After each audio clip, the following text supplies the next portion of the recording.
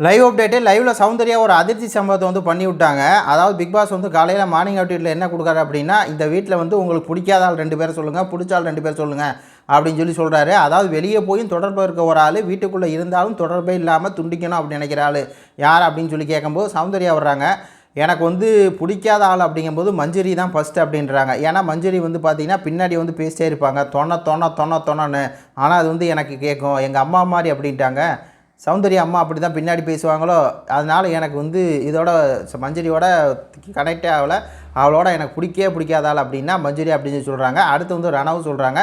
ரணவ் வந்து ஒரு அனவங்கியான பர்சன், அவனோட அவனை நெருங்கவே ஒரு மாதிரி இருக்கு, ஐயோ அப்படிங்கிற மாதிரி வந்து சொன்னாங்க. அதுக்கப்புறம் வந்து பிடிச்சால் அப்படிங்கும்போது ஜெஃப்ரி, அதுக்கப்புறம் ஜாக்லினை வந்து சொல்லிட்டு, ஜெஃப்ரி வந்து சின்ன பையனுக்கு என்ன கனெக்ட் ஆகும், அதனால அவனை எனக்கு பிடிச்சிருக்கு அப்படிங்கிற மாதிரி வந்து சொல்லிட்டு, ஜாக்லின் வந்து என் கூட வந்து ஒரு ஃபன்னாக ஒரு இதாக உள்ளே வந்தப்போ எங்களுக்குள்ளே ஒரு நல்ல வந்து வைப் இருக்குது அப்படிங்கிற மாதிரி வந்து பார்த்திங்கன்னா சொல்லிட்டு, இந்த மஞ்சரியும் ரணவும் எனக்கு பிடிக்காத ஆளுன்னு இருக்காங்க.